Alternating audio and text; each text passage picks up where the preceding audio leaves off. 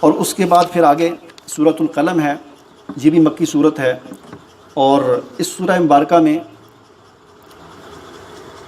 اہل مکہ کو بڑی تنبیہ کی گئی ہے، چونکہ انہوں نے حضور صلی اللہ علیہ وسلم کی بڑی سخت مخالفت شروع کر دی تھی آغاز میں، جس وقت آپ نے اس دعوت کا آغاز کیا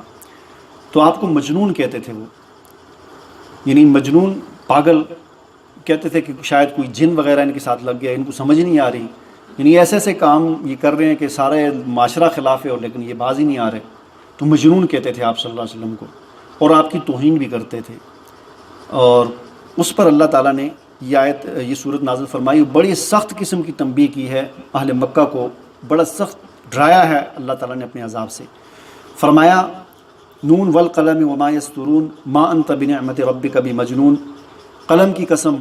اور وہ جو لکھتے ہیں یعنی قرآن، قلم کی اور کتاب کی قسم، آسان الفاظ میں قسم ہے قلم کی اور کتاب کی،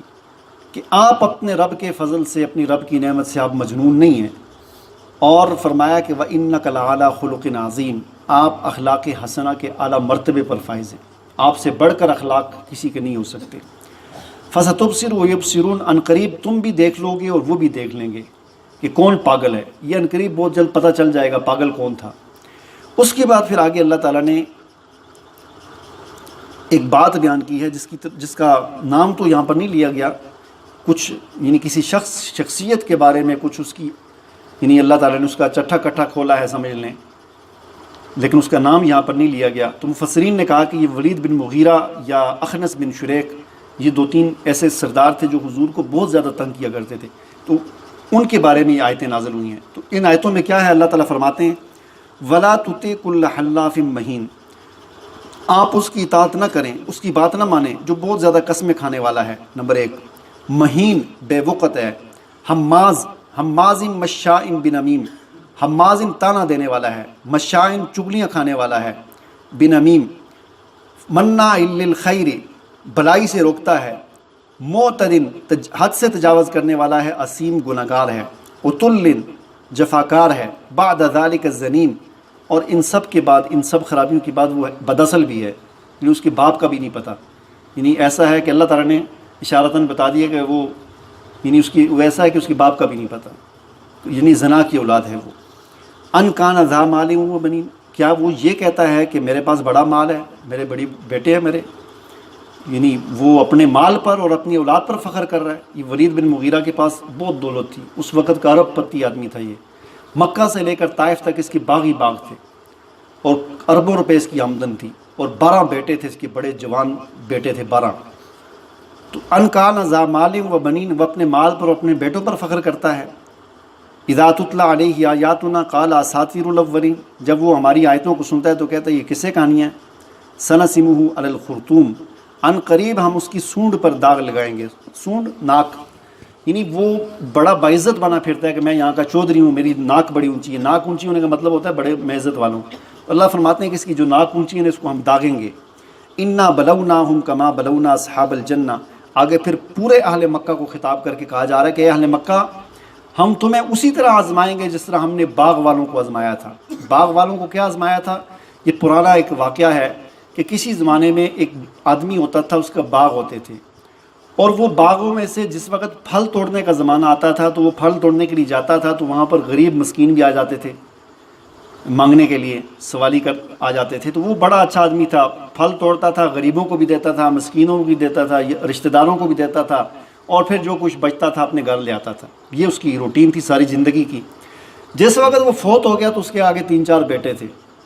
تو بیٹوں نے کہا کہ جب اب والد فوت ہو گیا تو اس کی فوتگی کے بعد جب پہلی مرتبہ وہ باغ کا پھل پکا تو بیٹوں نے آپس میں مشورہ کیا کہ وہ باغ، ہمارا باپ جو ہے نا ویسے ہی پاگل تھا، لوگ آتے تھے مانگنے والے تو ہر کسی کو دے دیتا تھا، تو ہم اب 4 بیٹے ہیں اور پھر آگے ہمارے بچے ہیں اور ہماری فیملی بڑی ہو چکی ہے، اب ہم نے کسی کو نہیں دینا۔ تو رات کو مشورہ کیا کہ صبح باغ پہ پھل اتارنے جانا ہے، لیکن سویرے سویرے جانا ہے تاکہ لوگوں کو پتہ ہی نہ چلے، اندھیرے اندھیرے میں جا کر پھل توڑ کے لے آئیں گے۔ اذا اقسموا لیصرمنھا مصبحین، جب انہوں نے قسم اٹھائی کہ ہم صبح سویرے ہی جا کر اس کو توڑیں گے۔ ولا یستثنون، ساتھ انشاءاللہ نہیں کہا انہوں نے کہا بس ہم طاقت رکھتے ہیں، ہمارا باغ ہے، باغ بھی موجود ہے، پھل بھی لگے ہوئے ہیں، تو صبح جائیں گے توڑیں گے۔ اللہ تعالیٰ فرماتے ہیں انہوں نے استثناء نہیں کیا، انشاءاللہ نہیں کہا۔ فطاف علیہا طائف من ربک وہم نائمون، وہ رات کو سوئے ہوئے تھے، ایک پھرنے والا وہاں پھر گیا، کوئی پھرنے والا پھر گیا، مطلب یہ کہ کوئی ہوا کا گولا آیا، ایسا پھرا کہ اس نے باغ کو جڑوں سے اکھاڑ کر جو ہے نا ملیا میٹ کر کے رکھ دیا۔ فاصبحت کالصریم، صبح صبح اٹھے، ایک اٹھا ان میں سے ایک کی آنکھ کھلی، فتنادوا مصبحین، تو دوسرے کو اٹھانے لگا، اٹھو اٹھو جلدی کرو، پھر وہ روشنی ہو جائے گی تو پھر لوگ آ جائیں گے، تو جلدی کرو، ہم نے جا کر باغ سے پھل توڑنے۔ ان اغدوا علی حرثکم ان کنتم صارمین فانطلقوا، اللہ تعالیٰ فرماتے ہیں پھر وہ چلے اپنے گھر سے، نکلے باغ کی طرف۔ وہم یتخافتون، چپکے چپکے چل رہے تھے، آہستہ آہستہ قدم، کوئی جاگ نہ جائے، کسی کو پتہ نہ چل جائے، تو چپکے چپکے وہ آپس میں کہہ رہے تھے اللہ یدخلنہ الیوم علیکم مسکین، دھیان کرنا آج کوئی مسکین نہ آ جائے، کوئی مانگنے والا نہ آ جائے۔ وغدوا علی حرد قادرین، وہ اپنے آپ کو اس پر قادر سمجھ رہے تھے کہ آج ہم باغ توڑیں گے، پھل توڑیں گے۔ فلما رأوہا، جب وہاں پر پہنچے تو آگے کچھ بھی نہیں ہے، وہ اللہ نے رات کو جو پھرنے والا ایک آ گیا تھا، اس نے اللہ کا عذاب، اس نے سب کچھ ملیا میٹ کر دیا۔ تو جب انہوں نے پہلی مرتبہ دیکھا تو پہلے تو اس کہنے لگے شاید ہم کوئی غلط جگہ پہ آ گئے ہیں، تو قالوا انا لضالون، کہنے لگے ہم بھٹک گئے ہیں، کوئی راستہ غلط ہو گیا، لیکن پھر غور سے دیکھا تو دوسرا کہنے لگا نہیں نہیں غلط نہیں، ہم ٹھیک جگہ پر آئے ہیں۔ بل نحن محرومون، بلکہ ہم محروم ہو گئے ہیں۔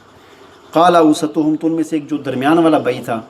وہ رات کو بھی ان کو سمجھاتا رہا کہ بھائی اس طرح نہ کرو، باقی سارے بھائی مشورہ کرتے رہے، ایک درمیان والا تھا وہ رات کو بھی سمجھاتا رہا ان کو کہ اس طرح نہ کرو، جو ہمارے باپ کی روٹین چل رہی تھی، غریبوں کو دینا، مسکینوں کو دینا، جو مانگنے والے آگے ان کو دینا، رشتہ داروں کو دینا، اسی طرح چلتے رہو، اس طرح نہ کرو۔ وہ رات کو سمجھاتا رہا، تو اب وہ پھر بولا دوبارہ الم اقل لکم لولا تسبحون، کیا میں نے تمہیں نہیں منع کیا تھا کہ اس طرح کی باتیں نہ کرو، میں نے تمہیں نہیں کہا تھا کہ تم تسبیح کرو۔ قالوا سبحان ربنا انا کن، اب پھر وہ تسبیح کرنا شروع ہو گئے، سبحان ربنا انا کنا ظالمین، اے اللہ تو پاک ہے، ہم ظالم ہیں۔ فاقبل بعضهم على بعض، پھر آپس میں لڑنا شروع ہو گئے ایک دوسرے کو، ایک کہتا یہ مشورہ تو نے دیا تھا، دوسرے نے کہا نہیں تو نے دیا تھا، آپس میں لڑنا شروع کر دیا۔ قالوا یا ویلنا انا کنا طاغین، پھر توبہ کر دی، عسیٰ ربنا، اللہ سے معافیاں مانگنا شروع کر دیں کہ اللہ ہم سے غلطی ہو گئی، ہمیں معاف فرما، آئندہ ہم اس طرح کبھی نہیں کریں گے۔ تو اللہ تعالیٰ فرماتے ہیں پھر